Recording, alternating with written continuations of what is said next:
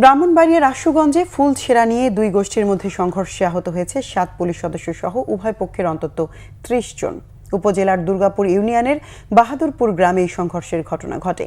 Police ও স্থানীয়রা জানায়, কয়েকদিন আগে মহাজন বাড়ি ও সরকার বাড়ির মধ্যে ফুটবল খেলা নিয়ে ঝগড়া হলে স্থানীয়ভাবে বিষয়টি মীমাংসা করা হয়।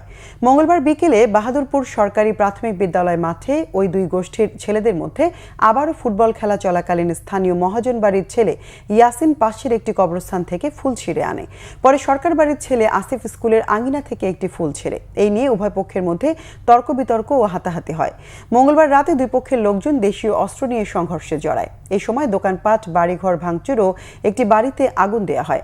পুলিশ ঘটনাস্থলে গিয়ে পরিস্থিতি নিয়ন্ত্রণে আনার চেষ্টা করলে ৭ পুলিশ সহ অন্তত ৩০ জন আহত হয়। পুলিশের পাশাপাশি সেনা সদস্যরা ঘটনাস্থলে গিয়ে পরিস্থিতি নিয়ন্ত্রণে আনে।